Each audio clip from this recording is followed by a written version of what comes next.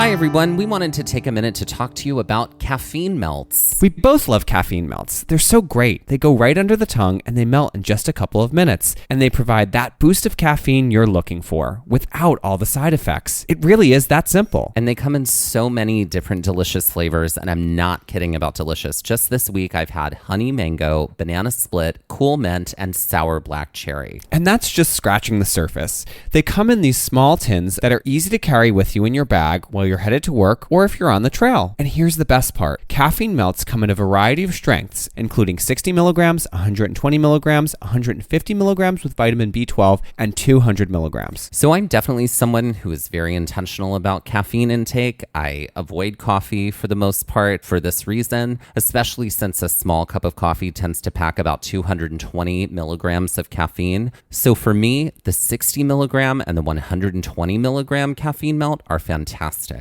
It's that boost of energy and focus I need to get going and start the day without all the side effects of drinking coffee and without affecting my gut health. And for most folks, us included, getting your caffeine from a caffeine melt means no jitters, no bathroom urgency, and no crashing. The thing I know that I love about caffeine melts is that it allows me to be specific and intentional about my caffeine intake, and I've never been able to do that before. And we know it'll do the same for you. Right now, if you use offer code GAZE25, you can get 25% off every purchase you make at caffeinemelts.com. That's offer code GAZE25, and that's GAZE, GAZE25 to get 25% off every purchase you make at caffeinemelts.com. Now, go focus and be awesome. Looking for something for the national park lover in your life? Maybe that national park lover is you. Then be sure to check out the Gaze Shop, the official home of all Gaze at the National Parks merchandise, featuring original designs inspired by the sights, monuments, and majesty of the national parks. From prints to totes to stickers, see all of our collections by visiting shop.gazeatthenationalparks.com to bring some of the national parks home with you. So talk to me about, well, you know this is a subject I love to talk about, which is the weather. You do love to talk about the weather. You mentioned this the other day, and I forgot about this as our $1 million app idea, which is Thunder, which is the gay app that is like a dating app, but also a weather service at the same time. It's specifically for, I mean, I guess it could be for anybody. It doesn't have to just be for gay people. No, it's for the gays. Oh, the straights have too much. Okay, great. Yeah. So it's just for the queers then. It's just for the queers. But it's for specifically the queers who are obsessively checking the weather. Right. So it's an app that is like an amazing weather app, but you can also see the other people in your area who are also checking the weather on this app at this time. That's right. And chat with them about weather. Exactly. Because you can. And whether or not you're going to get together. Exactly. Exactly. I know you have a very specific sort of complaining rule when it comes about the weather. What is that? Well, I hate snow. Yeah. We know this. But you are also very specific about like what you get to complain about. Oh, yeah, exactly. You can either complain about it being too cold or you can either complain about it being too hot, but you do not get both. Sorry about it, girl.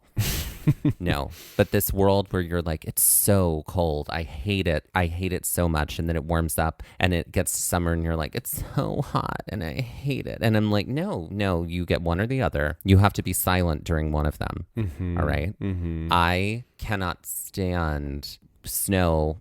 I will tolerate cold, but I generally don't like snow, and therefore winter is not my favorite season. Winter just wasn't my season. To bring Anna Nalick back into the conversation, even during like the hottest part of like the dire, most awful part of summer heat, you will never hear me complain about the heat. This summer, I think there was some whining. Whining? There was some, I've never been more excited for fall in my life. I don't know. I did not say that. You absolutely did. What? When? Yeah. I have the receipts. Do you have the receipts? I do. You did. I was astounded, actually. Astounded. But I do think that there does come a time where the heat becomes so intense that those of us that, complain about the heat. See, I'm more of a heat complainer. I will tolerate the cold. Like, I'm like, put on tights. I'll run in the cold. I don't mind the cold. Know that I can come home and bundle up, get under a blanket. You're like Fleabag's sister, Claire, when she goes to, where does it, Norway? Where does she go for her job? I think it's Norway, yeah. Finland? It's Finland. Yeah. It's cold and it's dark and I absolutely love it. That's you. But I am not a heat lover. I don't love to sweat. I enjoy the summer, but when it gets to be like 1,000,000 degrees, no. Not for me. That's like, so we balance each other out here. I guess we do. But, you know, there are some times where the heat just gets the best of us and it's not pretty.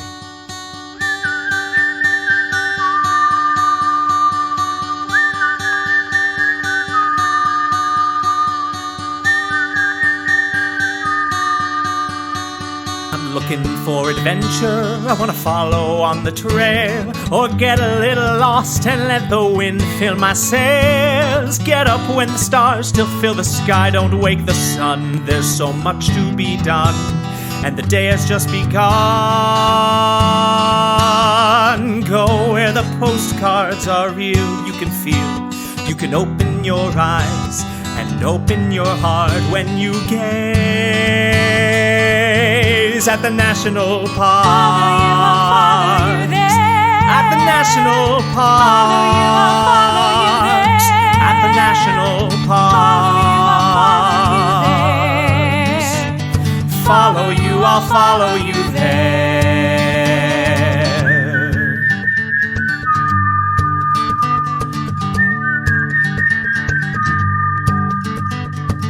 We would like to acknowledge that while visiting and hiking the land, also known as Theodore Roosevelt National Park, that we were on the traditional and stolen lands of the Mandan, Hidatsa, Arikara, Crow, and many other indigenous people. So if you joined us in our last episode, we capped off the Caprock Coulee Trail. See what I did there? I did. Which began as an interpretive nature trail and then continued on.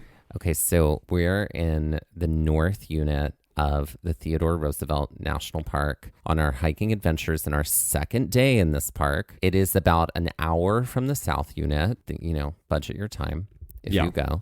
The south unit is located right near the town of Medora. The north unit is not at all. It's located near the town of nothing. The town of nothing. There's nothing around there. Having spent our first day in the south unit and having the opportunity to have talked to the ranger, which was actually really helpful to do, because what that meant was we could get to the north unit early, not have to like wait for a visitor center to open. We got a very good idea of the planning for what we wanted to do here. This was the further away unit from our accommodations. Not that the south unit was close to our accommodations, but it meant that we really had to plan ahead here as far as gas went, as far as water went, as far as food went, to make sure that we were far away. We wanted to make sure that we were made in the shade for what we were doing on the second day. One of the things that we really wanted to do here in the north unit was take more of an epic hike, because we had done an epic hike in the south unit over on the other side, not near the scenic loop road of the south unit. No.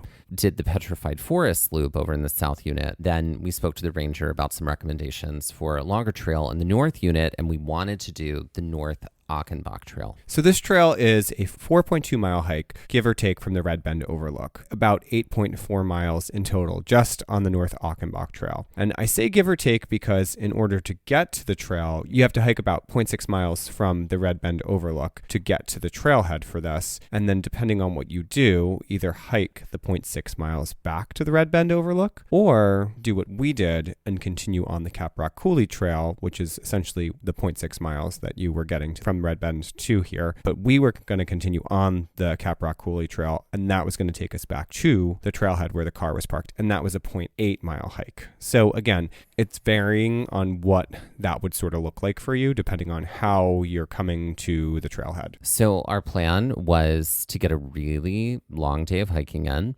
using the North Achenbach Trail as the palate cleanser, as it were, for the Caprock Coulee Trail. So we would hike down into the canyon, follow along the path of the Little Missouri River, all the way out to the Oxbow Overlook, which is at the end of the park road in the north unit. And we were excited about this because we heard there would be bighorn sheep there. So, when we last left off, we had just taken in the valley floor from the Red Bend Overlook, and the views were expansive. How were you feeling about hiking this very long trail at that moment in time? I was feeling great. I was feeling alive and I was feeling ready. And I was like, okay, great. We had such a great taste of what it was like to hike in the North Unit, doing all of this Caprock Coulee Trail up to here. So I was ready to do the North Achenbach Trail. Yeah, me too. And I felt like Petrified Forest Loop was only about, I think like around 10-ish miles, 10 or 11 miles, something like that. It was, I think each of those parts of the triangle were around 3 point something. Yeah. So it was around 10 to 11 miles. So I was like, all right, we did that yesterday. And it seemed like we would definitely have a pretty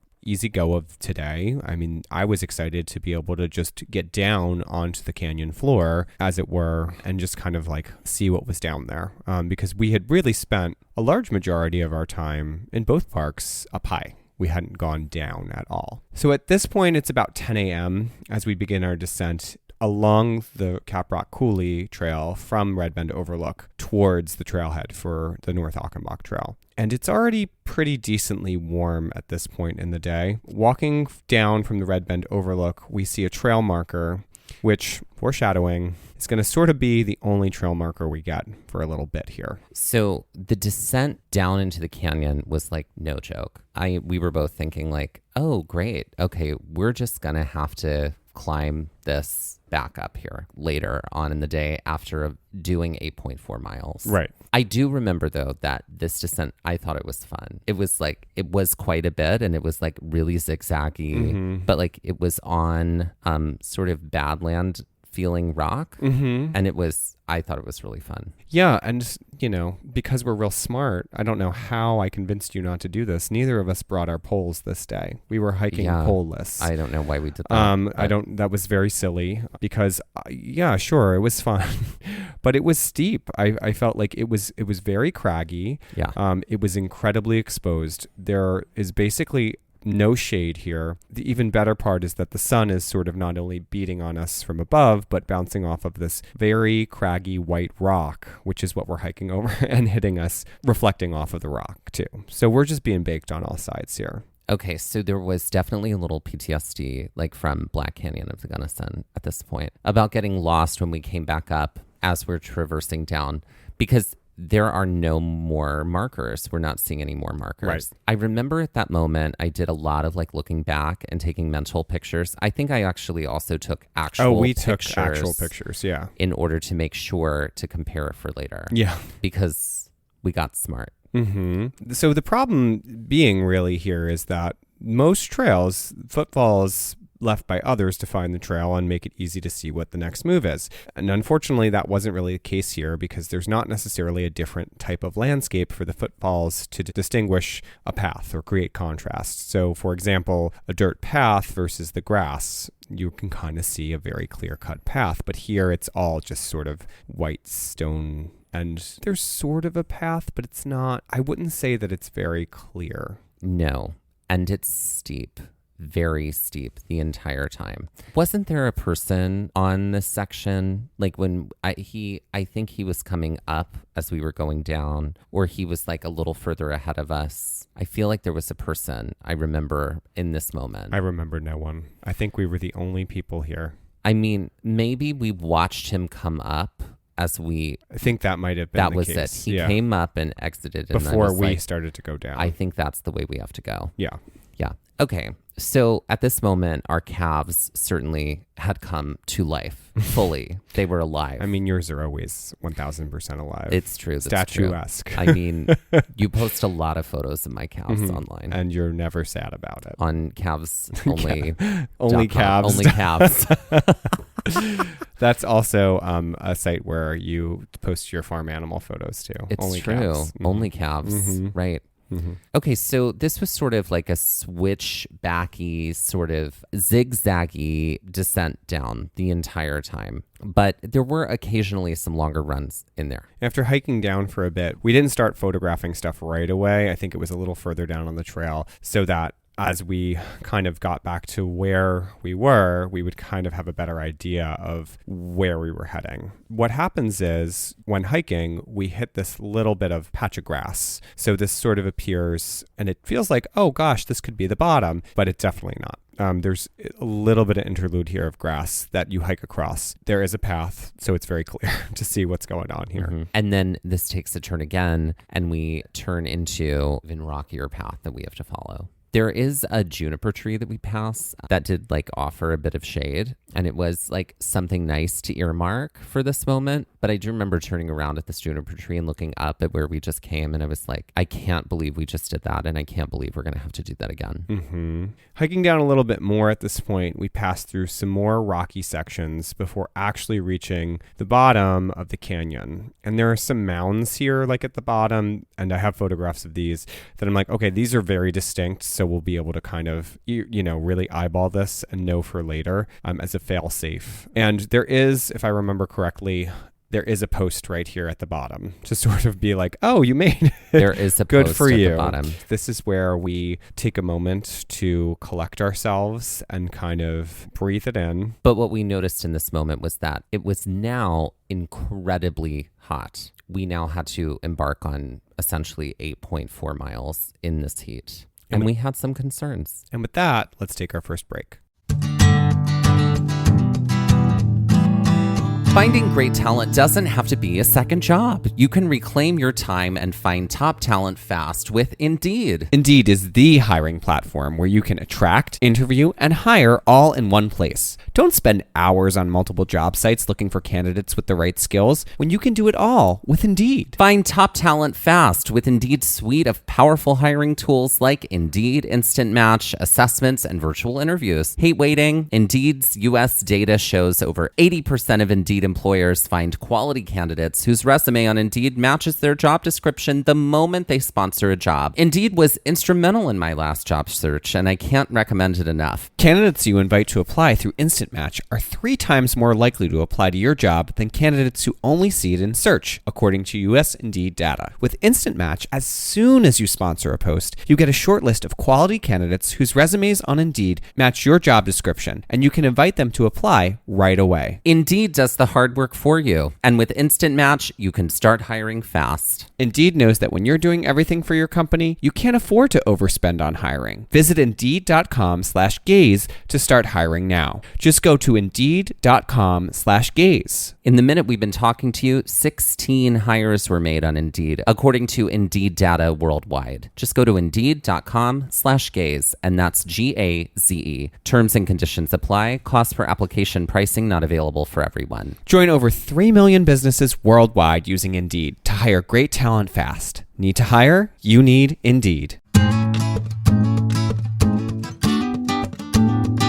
One of the toughest things about meal planning is figuring out what to make and how to add variety to your menu from week to week. But with Green Chef, variety isn't just the spice of life, it's included in every box. The both of us love Green Chef for its convenience, ease, and diversity of recipes and dietary differences. From vegetarian to keto to gluten-free, Green Chef makes meals for every diet fast and easy. In the past year, I've really been upping my protein intake and tracking my macros to meet some personal goals. Green Chef makes it so easy to stay on track with delicious recipes and well thought out proportions. For me, I tend to eat more vegetarian or vegan, and Green Chef's recipes have a great mix of seasonal organic produce and unique farm fresh ingredients that are a wonderful addition to my diet. Another big win for us is that Green Chef is the only meal kit that is both carbon and plastic offset. They offset 100% of their carbon footprint as well as 100% of the plastic in every box. As two folks who are concerned about the environment, that is so important. Looking for ways to bring more flavor to your table and exciting new recipes to spark your love of cooking? Then go to greenchef.com/gaze60 and use code GAZE60 to get 60% off plus free shipping. Again, that's greenchef.com/gaze60 to get 60% off plus free shipping. Green Chef, the #1 meal kit for eating well. Okay, so we're playing Rhyme Time. We haven't played in a while. I know. We say that about everything. We say that about but everything. But I do feel like we have a fair variety of games, and we kind of That's true. move through them as judiciously as we can. In eras. We're having a Rhyme Time era again. Okay, great. So a tiny little baby cat who is in love. What's a smitten kitten? That's right. Okay. A house of worship that's completely made out of this white parchmenty barked tree. What is a birch church? That's correct. Okay. If you're approaching a castle and the trench is filled with this type of farm animal, you might call it this. What's a goat moat? I feel That's like right. that one has come up before.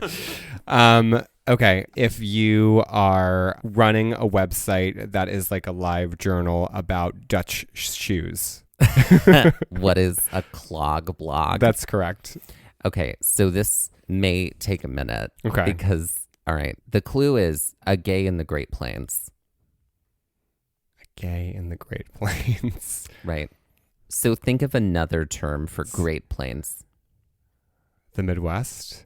Another term for the Great Plains in the Midwest. What do we call them? The grasslands. There's a little house on them. What's a prairie?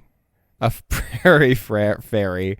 Oh, I'll take a prairie fairy. Okay. But I wasn't thinking that. Prairie Mary? That's it. A prairie Mary. Okay. And lastly, this is a group of people that sing together, but they're all filled with holes. What is a porous chorus? That's correct. We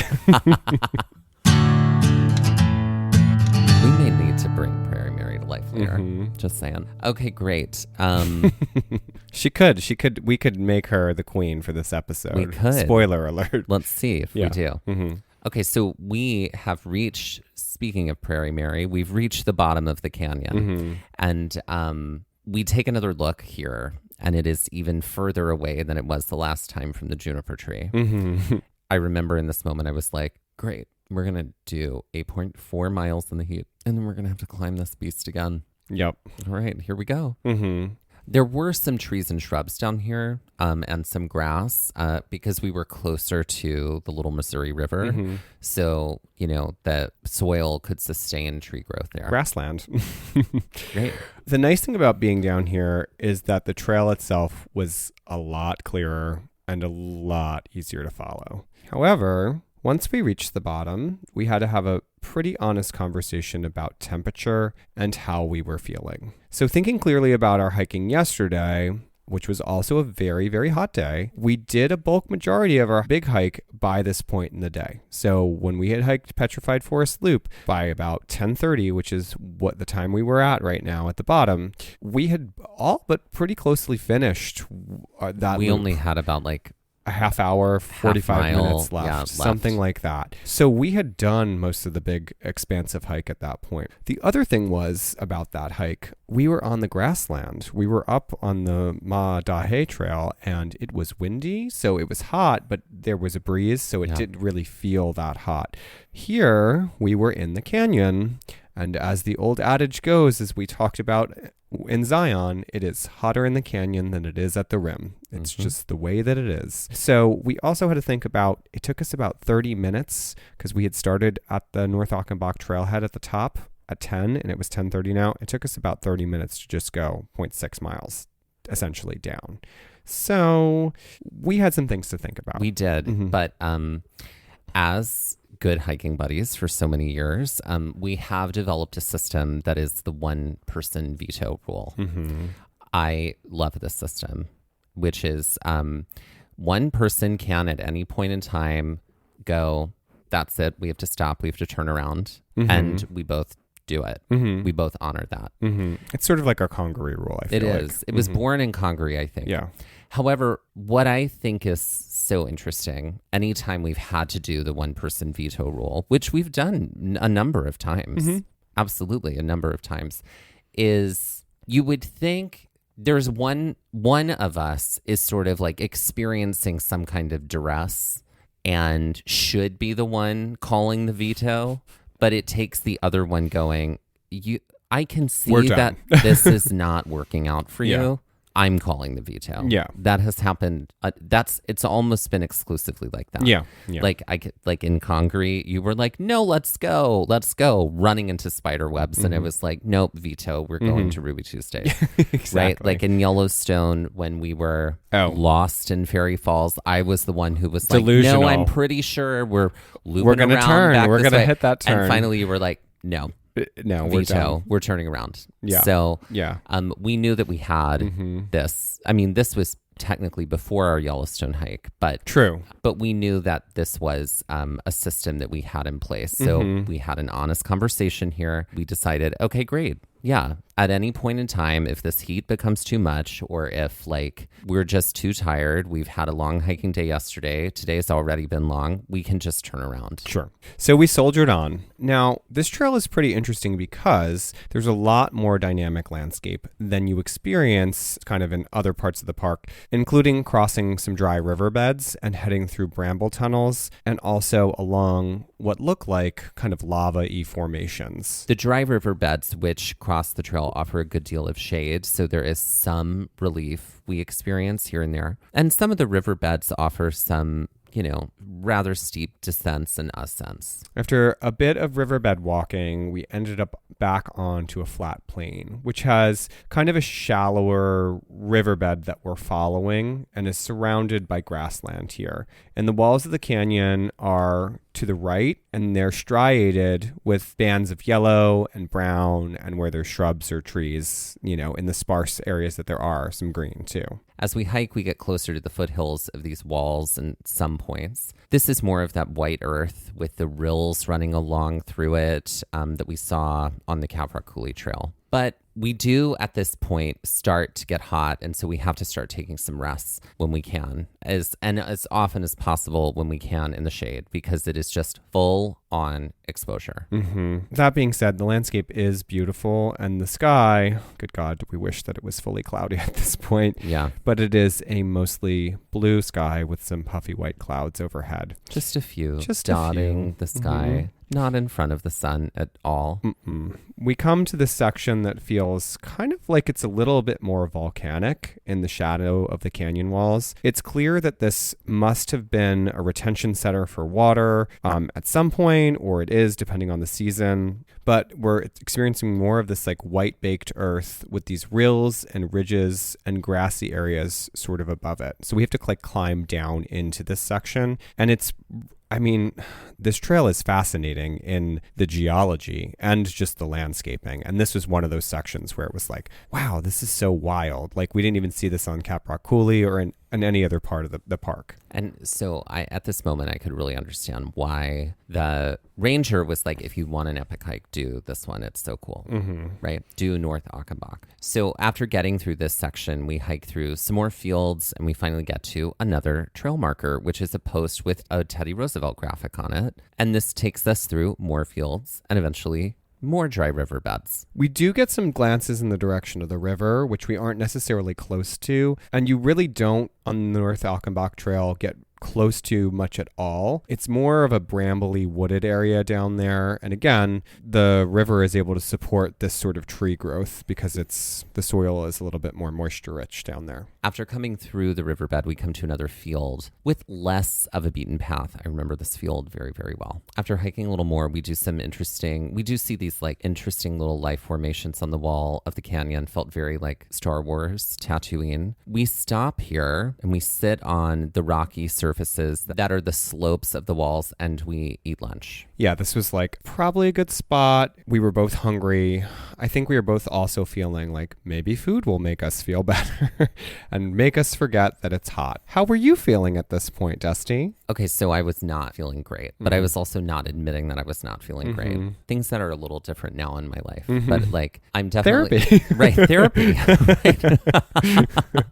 No, at that point in time, I was still sort of like, there's a lot of reasons for this. I'm also going to say like theater training school also does this to you, to be like, oh, you're not sick. You're fine. The show must go on. You know what I mean? And I did feel a little bit like that, like just power through. You're going to be fine. Well, you're not type A at all. Right. So at that moment in time, I was like, truly like to reflect back in that moment, to put myself back there. It's like I was underhydrated. I was nauseous. It was so hot. And I was honestly like feeling faint. And None. All things that he told me. Every little bit of it. I told you all of that. You wrote it in your journal and Every you shared bit. it with me. No. The truth is I did. I told you all of it, but the words that I was using were, no, I'm fine. I'm great. I'm going to be fine. I'm going to eat something and it'll be good. Right. Because we did like do some like stops and some recharges. That had been a thing we had started to do. Yeah. Which I will say, like, for me personally, that's not typically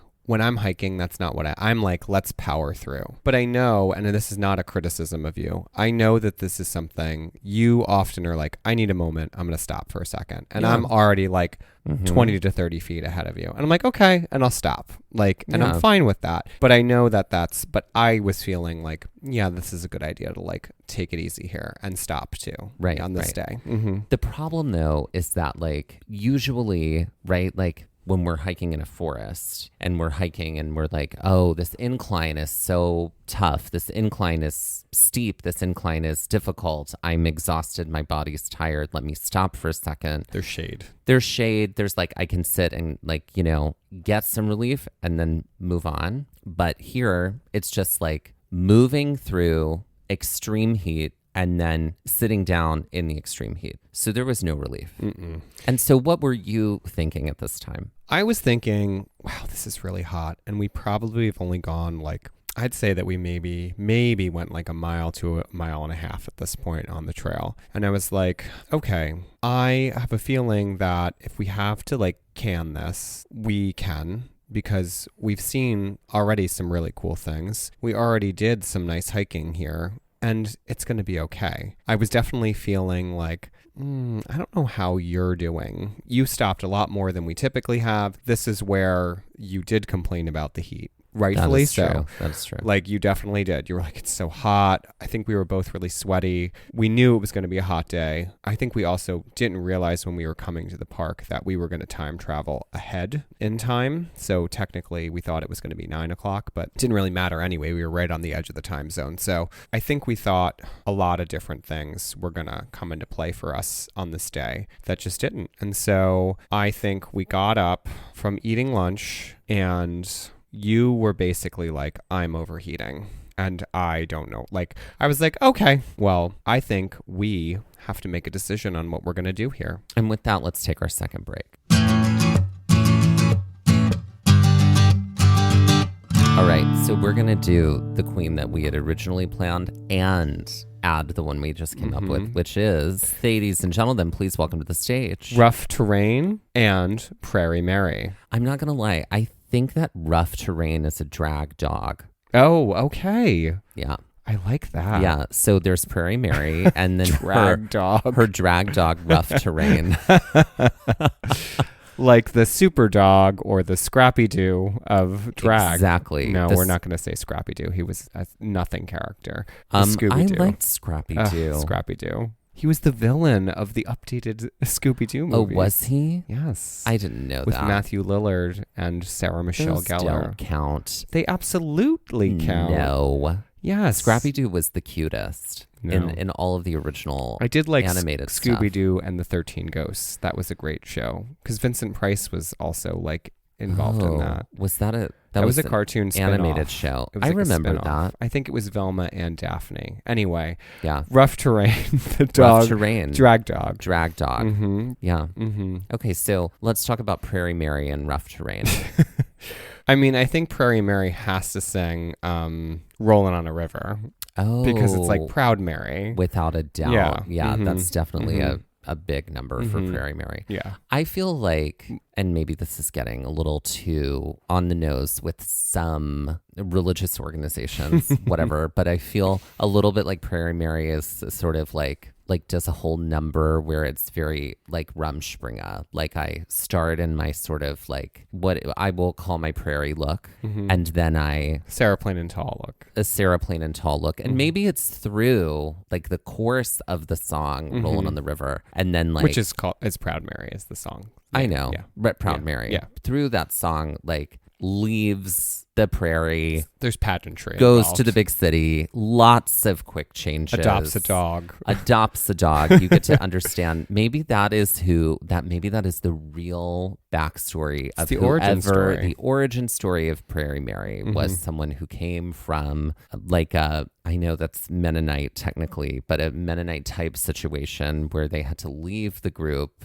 and experience the world, and they discovered the world of drag in that experience. Great. I love that. I love that. The storytelling there. The storytelling and found rough terrain on the street. And I want her to have like a dumb dog, why are you following me? That moment from the Annie, the film, because that's not in the musical.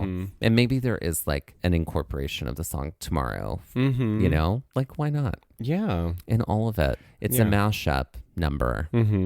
I love it. And what is her merch? That's a great question. What does Prairie Mary sell? Prairie Mary sells grass seed to seed the grasslands again. Oh, interesting. All right. So she's an environmentally conscious queen. Of course she is. And Rough Terrain has a little like satchel that's on his back that as he walks, the seeds fall out of it. Oh, cute. I love it's like that. Seeding the grassland. Yeah.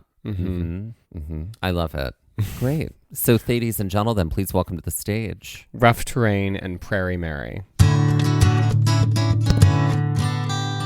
We need more drag dogs, generally speaking. I love this. I think we have drag kings, we have drag queens, we have drag performers, we have drag royalty, we also have drag dogs and drag cats. Yeah. Well, we'll just have to think about that would be just all like plays on like Angelica Cat would be one of them for Angelica Cat. Oh, like for Jellicle Cat, cats. Angelica Cat. Yeah.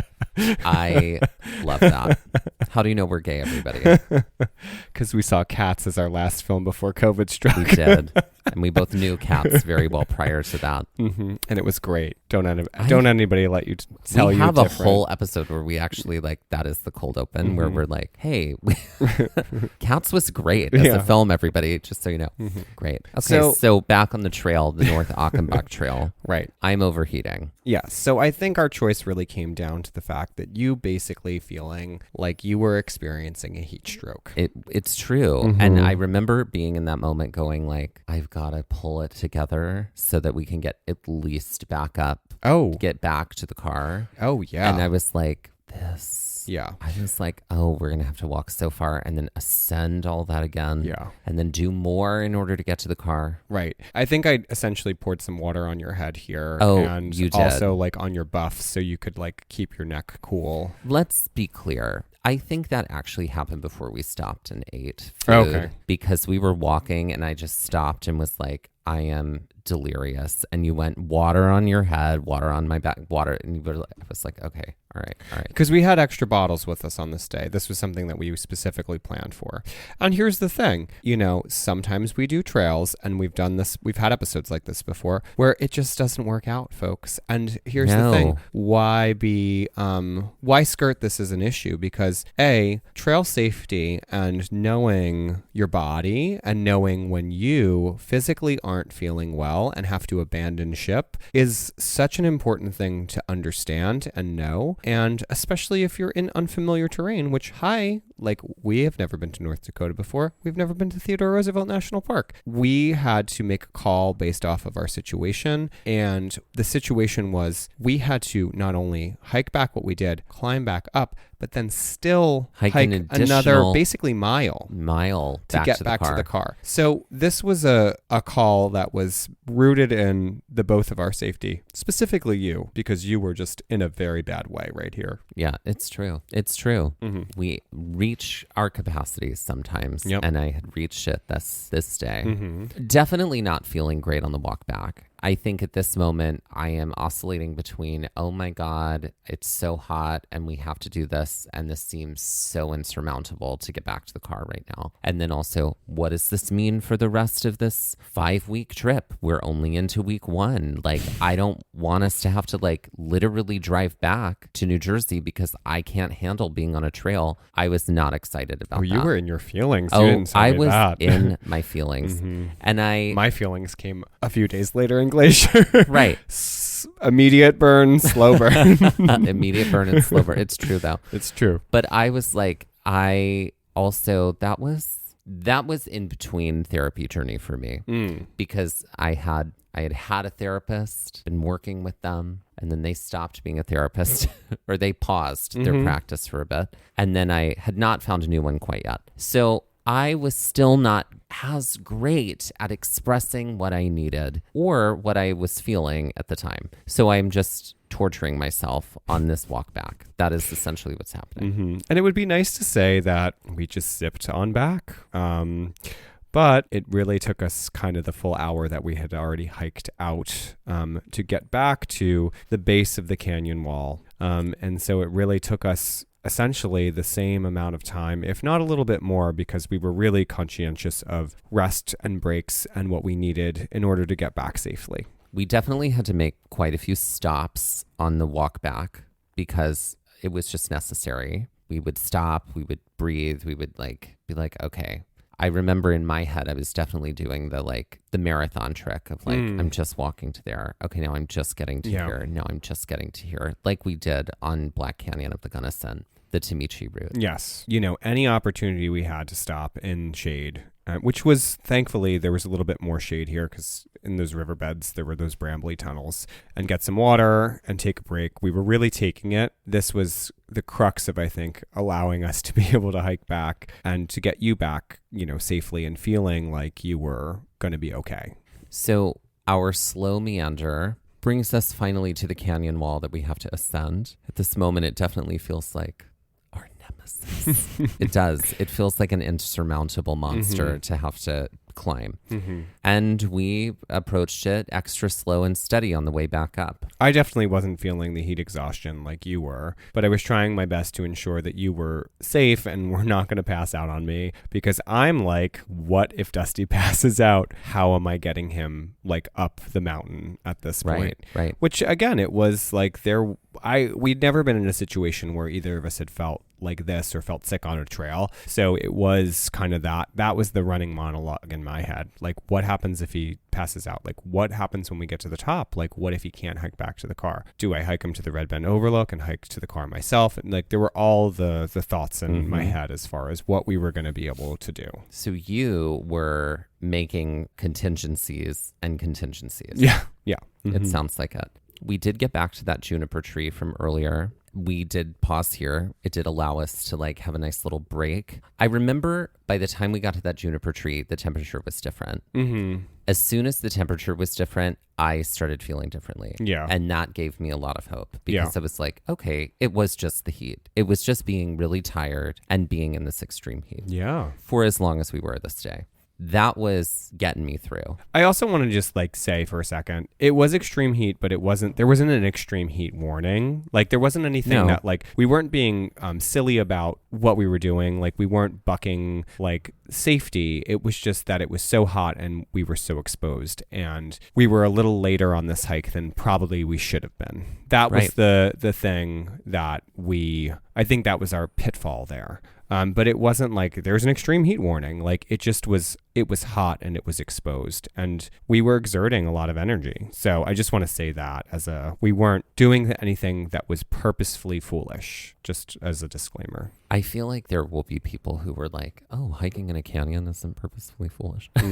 Whatever. Come for us in the comments. Those people aren't listening to the show. Yeah. Those are the bots that are like, hi, I see that you're in my contacts, but I don't know why you're here. What's your name? What's your name? We do finally make it back up the zigzags, back up the little switchbacks, all the way to the top, back to that sign that pointed the post that pointed us down.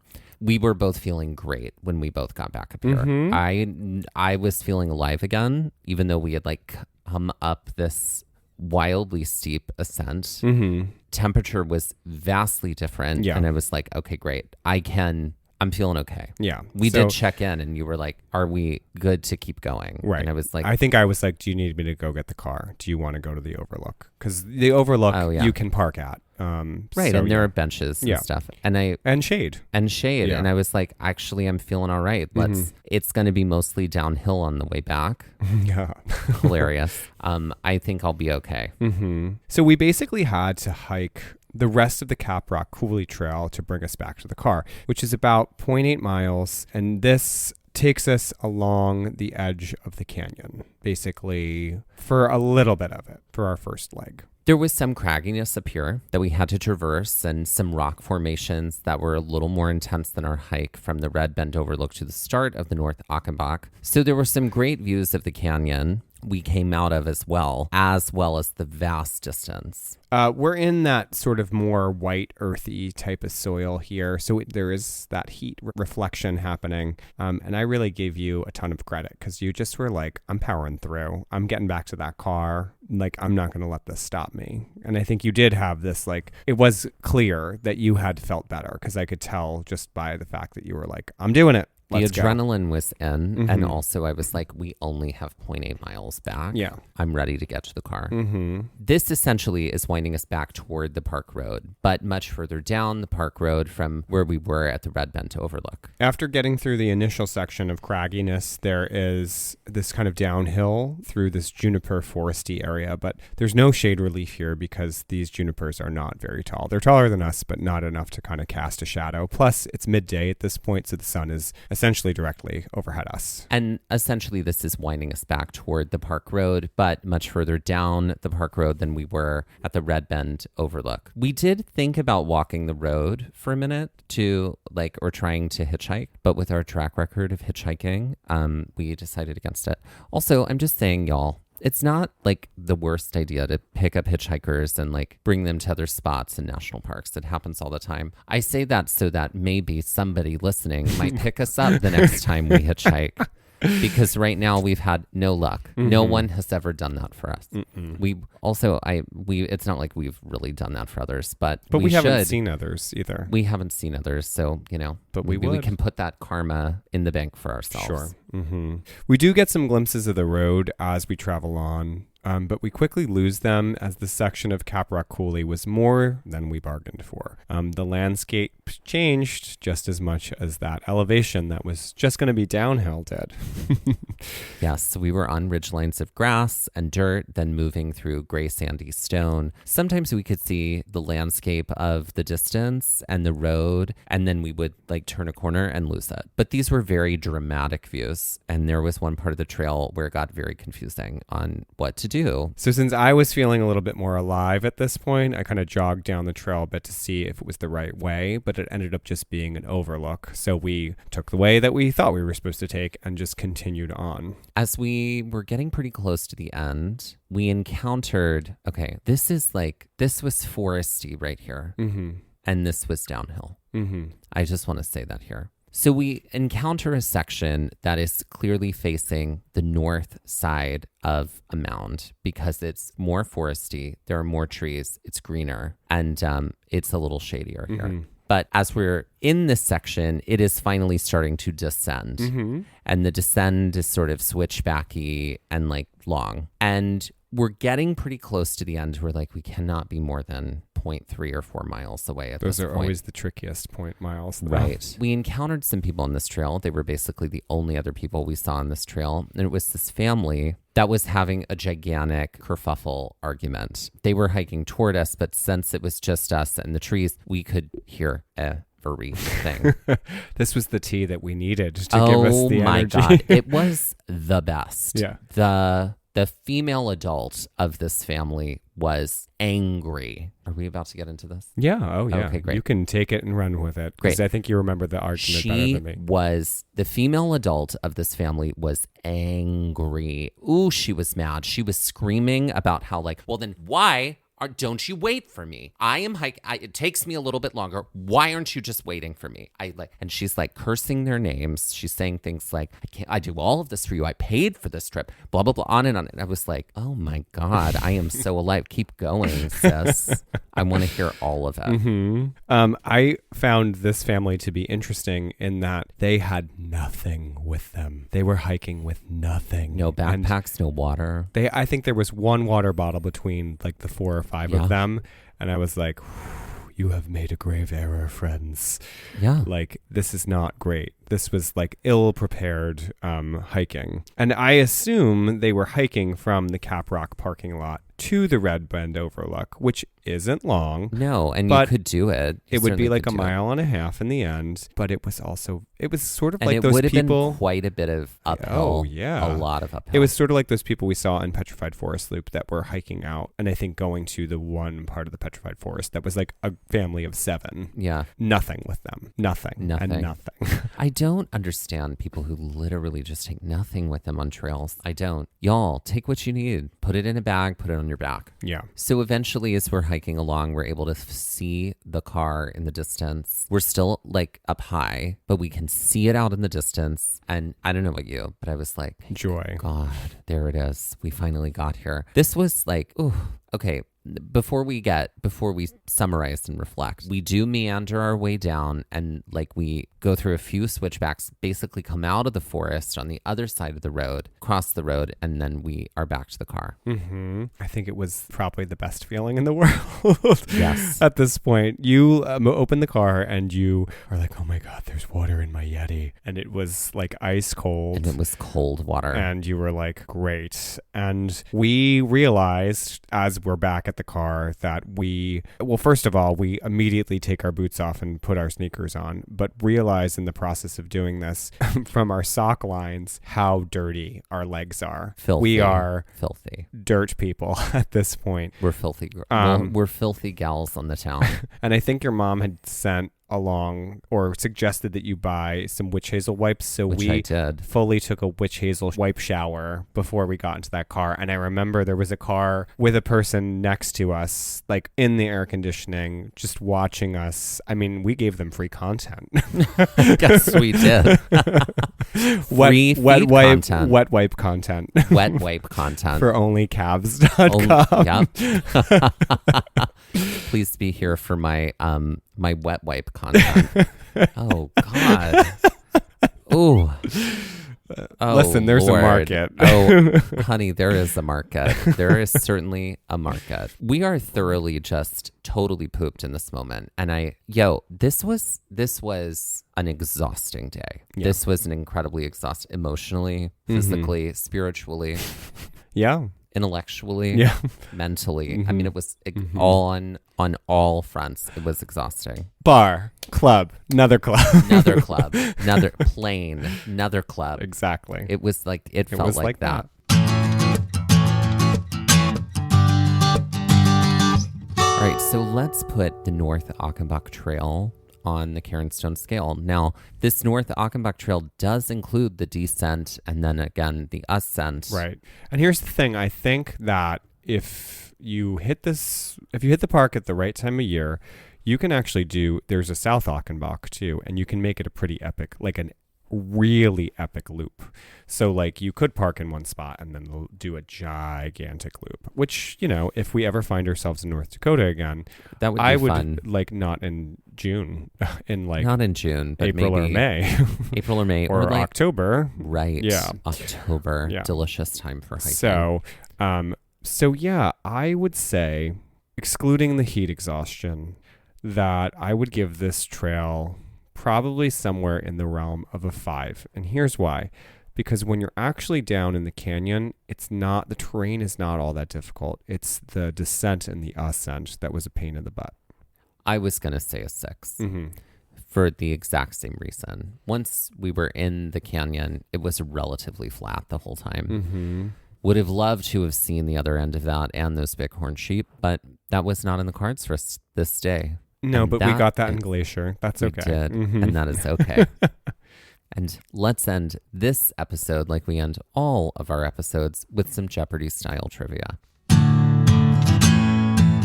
All right, Mike, let's start with my category today. Great. My category, speaking of rhyme time, is called Rhyme Time Overheat. Oh, great. So in this category, all of the answers rhyme with the word overheat. Great. All right, are you ready? I am. For 100, if you do this to egg whites or heavy cream, it may become over-whipped and then dull. What is overbeat? That is correct. Okay. This is what you might call it if there is just too much ice falling to the ground from the sky that isn't snow or rain. What's oversleet? That is right. Okay. Correct. For 300. This is what you might call it if someone says hello to you too many times upon entering a store. What's overgreet? That's right.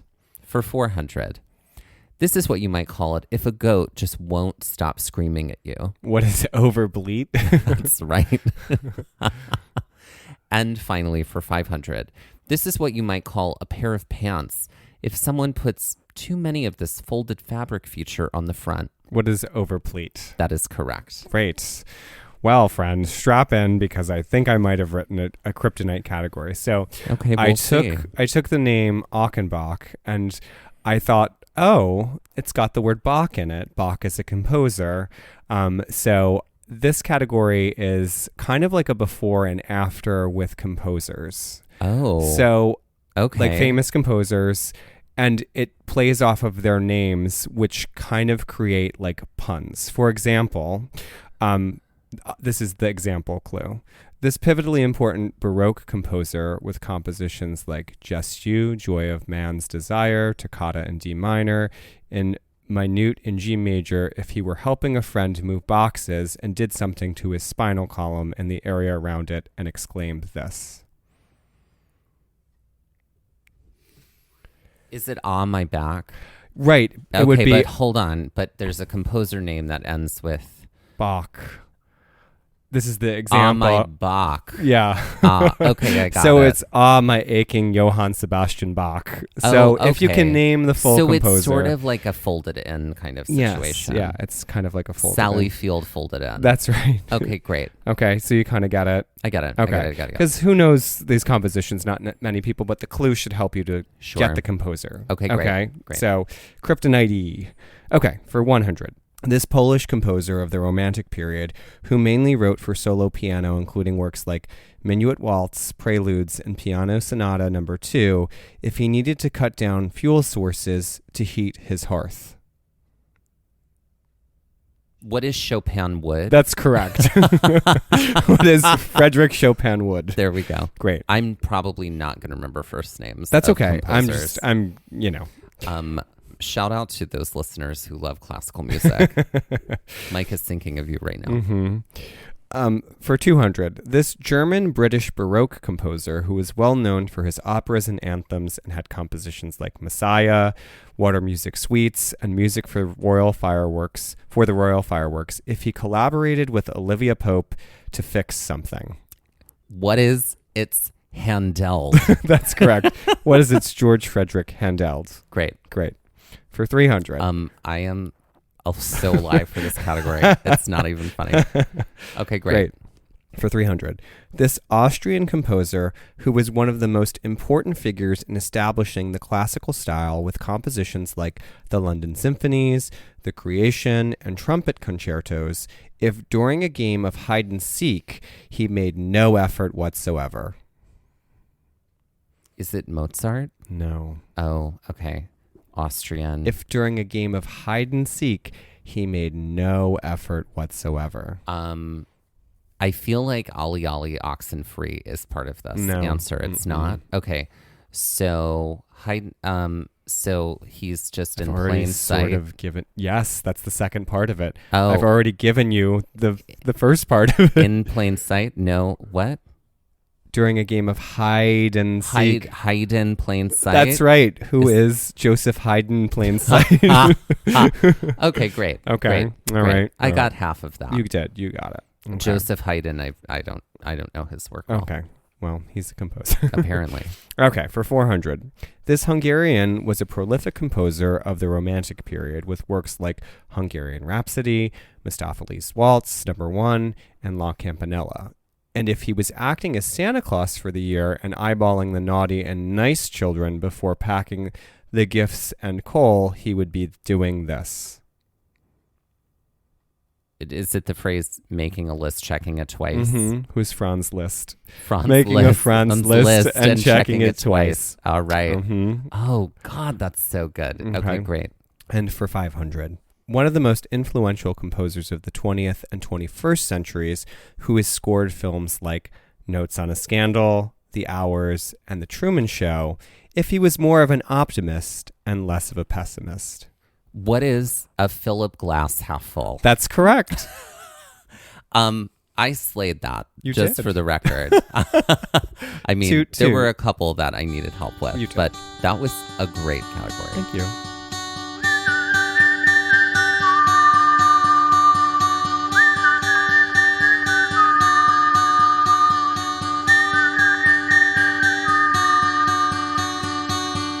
This has been Mike feeling his oats after writing an amazing category of Jeopardy. This has been Gaze at the National Parks, the podcast, and we're here to remind you to hike early and hike often, and that adventure is always out there. Gaze at the National Parks was created and is hosted by us, Dustin Ballard. and Michael Ryan. To see images from this episode, follow our Instagram at Gaze at the National Parks. To contact us, email us at gazeatthenationalparks@gmail.com. And to find out more about the parks visited on this show, visit our website, gazeatthenationalparks.com. That's Gaze, G-A-Z-E.